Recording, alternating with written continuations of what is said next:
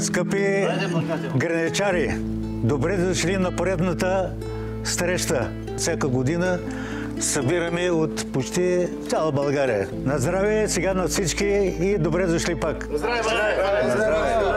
Жив и здрав да си събираме. Жив и здрав, бати Стефане. И тая традиция да продължава вечна. Дори нашите деца или внуци да я продължат. Амин.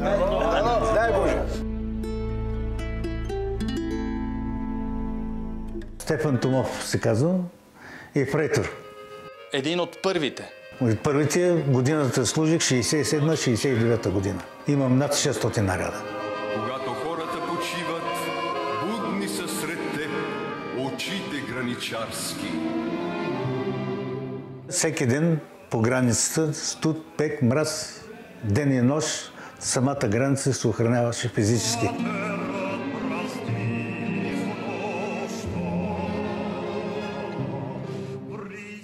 Колко километра са това, Стефане? Значи нашата граница приблизително 7 км охранява. От пирамида 115 до пирамида 122. Разделено този участък на два участъка – лев и десен фланг. И какъв живот беше това, живота на граничаря? Живота на граничара е идеален. За мен е идеален. И се гордея, че съм бил граничар. Защо се събирате още? Защото сме свикнали за този живот. Спомени си, разказваме най-различни случки. Събирам се, защото мечтаем за тая граница. Аз не знам, тук всичко беше паднало. Аз съм го поддържал тая граница, почнах аз да я поддържам. Тая заставата да е. Ето те тук да скит душомет, бойдисването, леглата. Даже тук съм опадал от тегачи, не падне заставата от татък е напукана, с обтегачи съм я поддържал. Аз почти всеки месец ситам тук. Така съм вече 20 години, може би и повече. Всеки месец съм тук и няма месец да прескоча, да не дойда. Какво те тегли? Тегли ми граници и природата.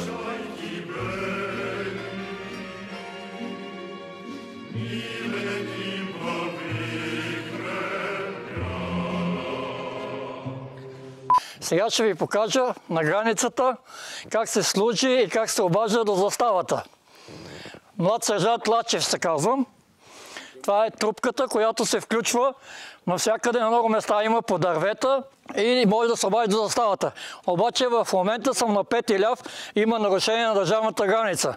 Аз съм номер 22. Съобщавам на командира и той ми дава указания какво трябва да извършвам. Слушам. Слушам, драга командир. Тръгвам да преследвам нарушителите. Това е сушилната. Като се връщам на наряд от дъжд мокър леглата, закачаме се дрехти. Тук беше масата за почистване на оръжието. Тук имахме един шкаф, който се казваше лавка. Бехме много колективно. Като получиш запис, 10 лева беха много пари, слагахме в лавката и вафлички, бисквиди, цигари, взимахме си оттам. Това е 10 лева на месец. Толкова ми пращаха. Толкова. 10 лева от държавата или 10 лева от родителите? Не, от родителите. А от държавата 1,50 на редниците. На месец ти дават 1,50. Аз като и фрейтор взимах 2 лева, млад сержанти взимаха 5 лева. Това е друг живот. Друг живот е, да. Задружен и колективен живот. Сега по-добре ли е според теб? Виж сега, по-добре е за нас, което може да пътуваме спокойно вече всякъде. Обаче не е добре за тези емигранти. Там вече границата ми струва, че...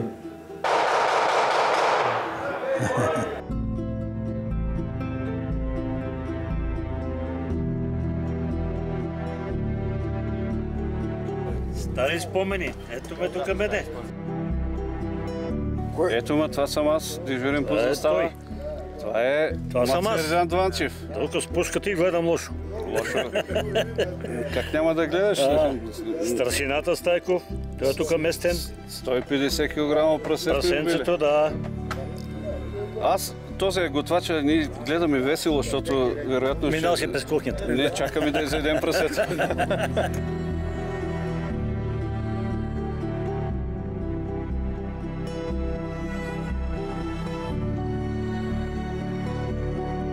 Аз съм млад сержант Видол Барбов. Служил 75-77 година на същата застава, 6-та бобина. Около 18 месеца служих на тая застава и тук спах. Бяхме на русински легла. Такъв тип. Да, такъв тип, но нямаше матрак. А сега имам. Какво му е било хубаво на този живот, че да се връщате десетилетия по-късно пак тук? Когато влеза в тази застава, аз виждам моите другари, които сме били на 20 години. И ние тук се връщаме в младостта, не нещо друго. Чувствам се пак млад, макар че съм стар вече. И това ми е хубавото, аз зато идвам. И чакам го цяла година. Срещал ли си се с нарушител? Имаше ли тогава хора, които са се опитвали точно от това място да избягат от България или пък да влязат в България? Това беше изключително рядко да се случи някой да иска да влезе при нас. От Гърция, защото ние сме на българо-гръцката. Българо-гръцката, да. Само един случай, той малко куриозен. Едно дете беше влизало, излизало заедно с дядо си, пасят овци покрай границата. Ама гръцко дете, да. С гръцкия си дядо? Да, с гръцкия си дядо. То се играло и преминало, но нас доста на шокира тогава и... А вие виждате, то се отбелязва, не? Виждаме следи оставени на полосата от стъпки. Аз тогава ходих да проверя следите, понеже аз трябва да ходя като инструктор на служебно куче, да проверя следите, да пусна евентуално кучето по следа. Да разгледах следите, все пак съм обучен в школа съм карал. Детски стъпки. Стъпката беше малка или на жена, или на дете. А от нашата държава опитваха ли се да преминат? Опитваха се, но те по принцип бяха чужденци. Ама не като сега афганистанци. Не. И сирийци. Бяха германци, чехи и поляци основно, които идваха тук на почивка на морето и на Пампорово. Но идеята им е да избягат към запада. Да, защото си мислеха, че тук е по-лесно, нали, да преминат на запад, но в повечето случаи не успяха, даже почти всички. Така, тъй като си граничар и това ти е в кръвта, Шенген за тебе мръсна дума ли е? Шенгенско пространство. Няма граници, всеки пътува, само минаваш и виждаш табелата на новата държава. Точно така трябва да бъде. Това не трябваше да съществува тук. Желязната завеса. Хиляди мини има тук надолу, по турската и по гръцката граница. Кой ги направи тези неща? Защо си минираш границата? А ти си човек, който е написал музиката и текста на... Песента "Сънят на граничаря". Това е най-известната песен за... Ами, химна. Другарите така я възприеха и много им хареса, за което се радвам. Всъщност ти си много важен човек на тези събирания, нали?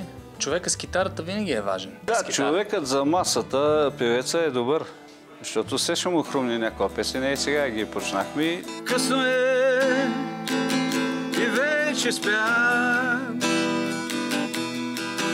но границата сънувам.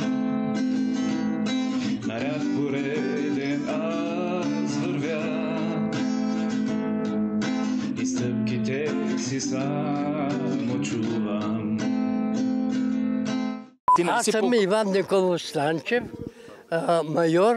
Дойдох на Кошутя, изкарах 4 години, работих с местното население. На колко години сте, полковник Станчев? Сега съм на 93. И сте в перфектна форма. Да. Румен Радев, президента по Продоземца, видихме. Викам, колко години ми даваш, президенте? Вика, 80 години, 75. Като му казах, вика, ще купам риза, вика. Как живеехте, че така да изглеждате на 93? Ще те кажа какво става. Пил съм по-малко, ял съм по-малко и все качествена храна. Това е тайната? Това е тайната, да дълголетието. Всички мои колеги, началник на войските, други мои колеги, които с ними в Симеоново било, много пиеха и заминаха. Ставата при своите другари, нощна премина, а не знам защо сълза в очите ми запари. Казвам се млад сержант Кузман Ванчев.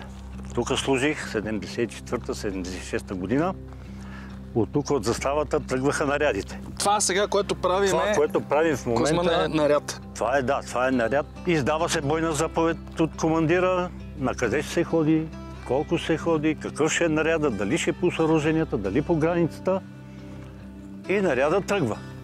Ма няма сняг, няма студ, вали град. Дали вали, дали гърми, винаги по границата или по съоръженията има наряд. По всеко време. Ама то е приятно, гледай каква природа е. Сега или сега е хубаво, а? Приятно е сега. Но когато си въоръжен с съоръженията, автоматите и пълнителите, а при нас това е, че терена ни е много пресечен. Да. Ние малък терен охраняваме, но силно пресечен. По-скоро са ти хубави спомените от тогава или по-скоро си го спомняш като нещо, което ти е било много трудно? Спомените са ни много хубави, затова и сега идваме тук. Да. Иначе нямаше... Ако са лоши спомени, нямаше да дойдете. Нямаше да дойдем, да. И се почват, нали, помниш ли това, помниш ли това? А спомените на нас вече, ние сме хора, години остават само спомените. Я ми разкажи един твой спомен от заставата, който ти е останал, така подсветен. Спомен, например, когато тук задържахме нарушител. Той беше германец от източна Германия. Идва на Пампорово на почивка и оттам изчезва. А тук ние сме по права линия точно срещу Пампорово и винаги избиват по нашите застави. И беше късна есен, много мъгла. Много мъгла, мъглата набива и писна съоръжението. Обаждам се на наряда, момчета, еди кой ще участък, дава, идете, вижте какво става. След малко звънат и казват, има следа, минал е нарушител. И ние преграждаме границите, го чакаме. Минава цяла нощ, няма го. Няма го човек. Стоим горе, на другия ден вече аз отивам по границата и тук остава готвача. Той остава дежурен по застава и да готви и той е вече всичко. Автомата е до него а то нашия немеца, той като минал съоръжението и мисли, че е в Гърско. И отишъл в някаква плевна, наспал се и сутринта бодър, по пътя и право в заставата. В заставата няма никой освен готвача. И готвачът той е латмука и готвач Иван Караиванов от септември го хвана. И има такива спомени, но през цялата ни служба това ни беше единственото нарушение. И ние го хванахме. Иначе да имало случки много. Минават диви прасета през съоръженията, минават мечки през съоръженията. Но при всяко едно такова ние трябва да тичаме и да видим за какво става въпрос. Изядохте ли поне едно диво прасе през периода, в който ти беше тук на границата? Изядохме. Не само едно. Всяка нощ в наряда си редовен. Тук влезнахме като деца, това не направи мъже. Идваш тук и ти почваш да охраняваш границите на държавата. Това е отговорност. И въоръжен си. По всеко време ти си въоръжен с бойни патрони. Ти си се научен на война. Това те прави нещо. Нощна премина, не знам защо сълза в очите ми запари.